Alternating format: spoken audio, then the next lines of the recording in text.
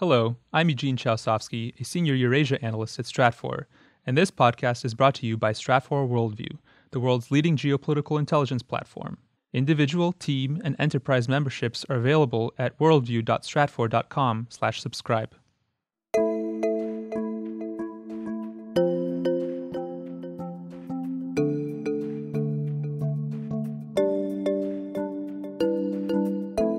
I find it highly doubtful that the Skypoles were the only defectors that were looked at.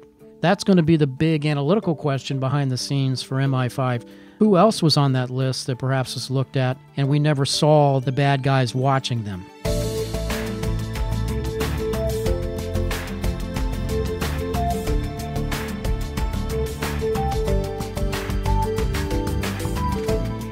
Welcome to the Stratfor Podcast, focused on geopolitics and world affairs from Stratfor.com. I'm your host, Ben Sheen. Amid reports of widespread Russian spying on expatriates and dissidents in the United States and the United Kingdom, as well as the unfolding drama surrounding the attempted assassination of former Russian intelligence agent Sergei Skripal and his daughter in London, we sit down with Stratfor Chief Security Officer Fred Burton for his unique perspective on the Kremlin's intelligence apparatus today and the capacity for Western agencies to respond. Thank you for joining us.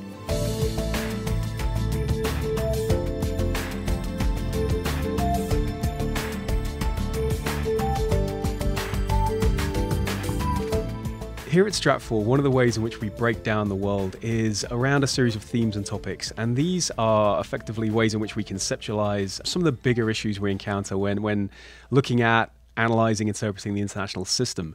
One of these themes is simply called Echoes of the Cold War, and it's the way in which we're seeing history somewhat repeat itself as we move back to this period of great power cooperation. Now, when we think of the Cold War, a big aspect of that was very much the game of espionage and subterfuge and this clandestine battle between great powers. Now, with me today in the studio is Fred Burton to talk a little bit about what we're seeing and a possible reemergence of that trend, specifically centered around, for example, the recent case of former Russian double agent Sergei Skripal, who was potentially targeted for assassination by the Russians. Fred, some of the stuff we're seeing here, if you'll pardon the phrase, isn't quite cricket. What are these developments we're seeing in this picture? Well, I think certainly the attempted assassination by the Skypoles, the father and the daughter on British soil, raises the whole specter of the links that the Russian intelligence service will go to just to not only hunt down those kinds of persons that have betrayed Mother Russia, but also with that clear kind of signal that resonates to any others that are trying to or thinking about or on the fence or might be cooperating with either MI6 and or the CIA or any Western intelligence service. So those kinds of actions no doubt resonate through the entire intelligence community, especially when you start thinking about the shadow wars between Russia, the UK, and the United States. I think that's an important thing to mention as well, is that Sergei himself, he was traded as part of a spy swap, an exchange. Right. So he effectively, don't get me wrong, I'm sure he still lives under a degree of paranoia, but that was legit and above board. And yet something like this can still happen. Now, clearly you've experienced this game firsthand, Fred. What sort of signal does this send for individuals who have effectively thought they've put their previous life with the Russian intelligence behind them, only to find it lurking around the next corner? Oh my goodness, I can't imagine that not only that paranoia, but the fear that not only could they be watching me, which might be you might have rationalized that the revenge factor, that the long reach of the Russian FSB, the KGB, will come after me. But you don't think about them perhaps also trying to go after your family or trying to kill your loved ones. But I think that's the kind of frightening aspect from a psychological perspective, that this was very purposeful in that not only are you going to when you betray our country, there's a hell of a price to be paid. And we will find you, and we will extract a pound of flesh. There will be vengeance for your betrayal. Therefore, you better not be thinking about this if you're still back at Moscow Center. or if you are those intelligence officers either operating in London or elsewhere in the world, and you're thinking about becoming an asset of the British intelligence service or the American CIA.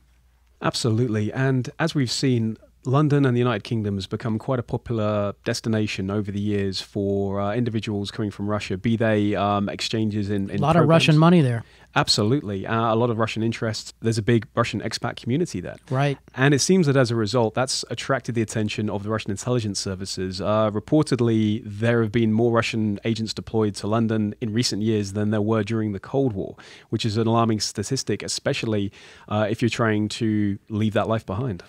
Without a doubt. And let's not lose sight of the fact that MI5, Scotland Yard, the British intelligence service are under extraordinary amount of pressure to prevent acts of terrorism on the streets of London. Therefore, much like what happened to the United States and to the FBI after 9/11, your entire counterintelligence mission begins to slip a little bit because you become laser fixated and focused on trying to prevent the next act of terror. Therefore, it becomes a juggling match with what's more of a priority, to keep track on a few old retired spies, perhaps, or trying to do surveillance on suspected jihadis that are running around the street that might be planning the next serious act of terror. It's a tough position to be in, and it's almost a lose-lose kind of scenario for the British security services when you think about this, because there are no good options there. That's a good point. In a world of finite resources, where do you put your priorities?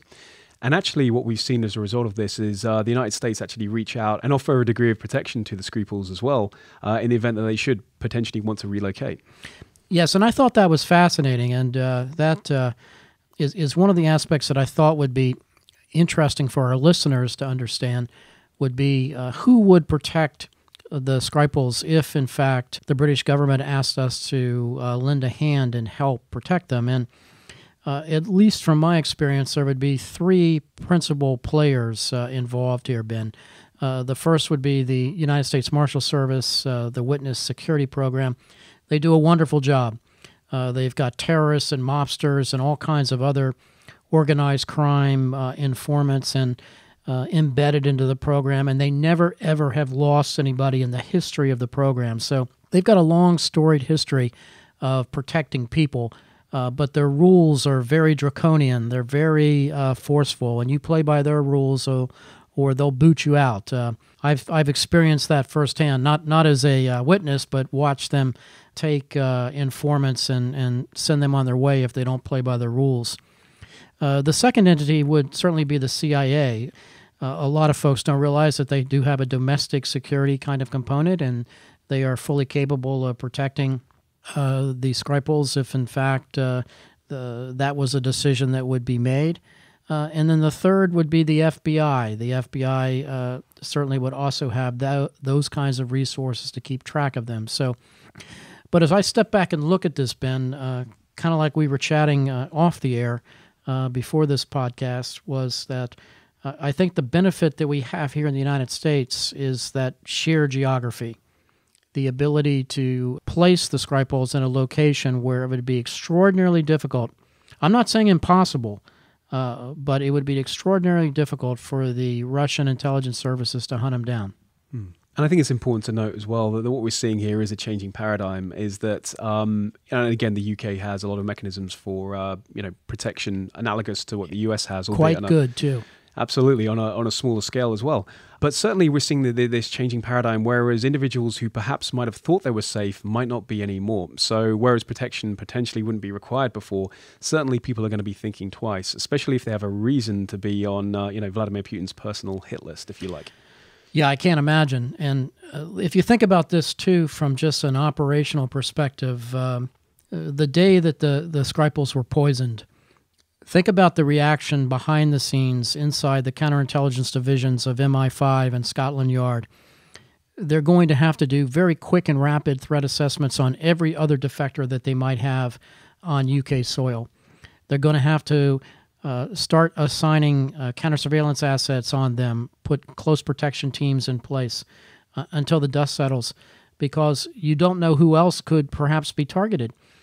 And one of the other variables here that we still don't know the answer to is I find it highly doubtful that the Skypoles were the only defectors that were looked at, that whoever put these plans in place probably also looked at other potential target sets, and a decision was made by Moscow Center or whoever was operationally in charge of calling the shots to go after them. So that's going to be the big analytical question behind the scenes for MI5 too, is who else was on that list that perhaps was looked at and we never saw the bad guys watching them.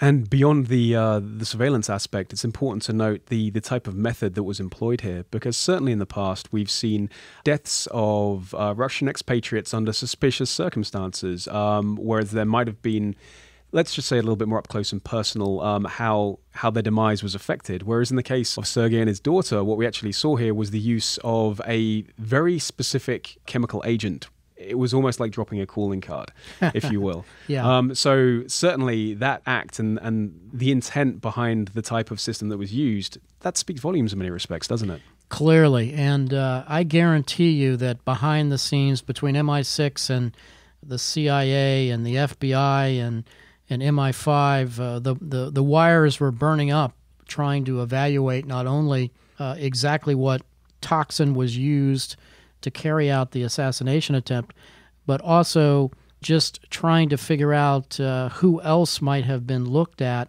and who else might be in play.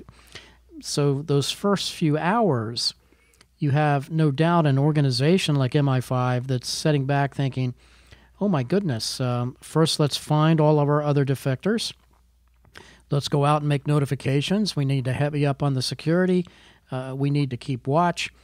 Then you also got to think about the cables burning up at the Russian embassy there in London and surveillance logs being looked at and trying to map couriers coming in and out of the country and then compound the problem with the expat community that's already in play in London. And as you're trying to ferret out maybe illegals or sleeper agents that were there, you've got a major investigation here. There's no doubt in my mind that for 72 hours after this event, you're just trying to manage that chaos, much like you're trying to manage a terrorist crime scene. No, Fred, you're absolutely right. I think that's a really important way to consider this as well, because there is a lot happening below the surface that isn't widely known, isn't widely reported. And yet there are also above the surface implications, especially in the diplomatic and the political realm, such as London making the decision to expel a lot of Russian diplomats or declared intelligence officials. And as you mentioned before, these are the ones that are known and overt. And clearly, Russia isn't going to suddenly up sticks and move out. They're going to maintain a clandestine presence regardless. But already you saw a lot of other countries follow suit. So as we can see, there is this sort of tit for tat back and forth, and these actions do have repercussions. What do you think? I mean, in Europe, obviously this is a very hard subject to kind of like second guess, but how do you see this playing out in the next few years as we see these tensions, if anything, worsen between the West and Russia? Well, I think that we won't see this stop. I think that this is part of Russian foreign policy initiatives to carry out these kinds of actions on foreign soil.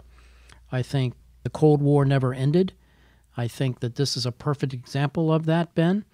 I would not be surprised to see additional attempts going forward. I think over the next few months it's going to be very difficult because all those protective security moves and shifts have already been taken. Defectors have enhanced patrol coverage, enhanced overwatch on those individuals that are already in the U.S. and UK and Australian hands, for example. You're going to have an uptick in that kind of activity. But you also are going to have a tremendous amount of lessons learned from this. And let's be clear here. It's a good thing that both lived, obviously. So you're going to have victims that you can debrief.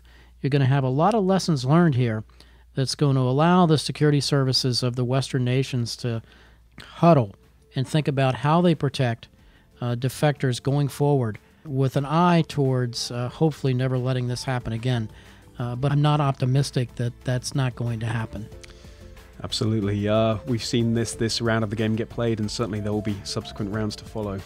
No doubt. Fred, thank you so much for joining me today. It's always a pleasure having you on the podcast. Thank you, Ben.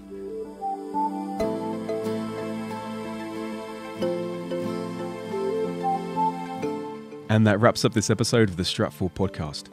If you'd like to read more on the topic, be sure to check out Fred Burton's recent assessment on how the US could shield Sergei Skripal from the Kremlin's revenge on Stratfor Worldview. We'll include a link in the show notes, along with a link to our broader analysis collected under the theme Echoes of the Cold War. If you're not already a Worldview member, you can learn more about individual, team, and enterprise access at worldview.stratfor.com/subscribe. Worldview members can share their perspective on the current geopolitical tension between Russia and the West, and even engage with Stratfor analysts, editors, and contributors in our members-only forum. A full transcript of this conversation with Fred Burton will also be available on our podcast page.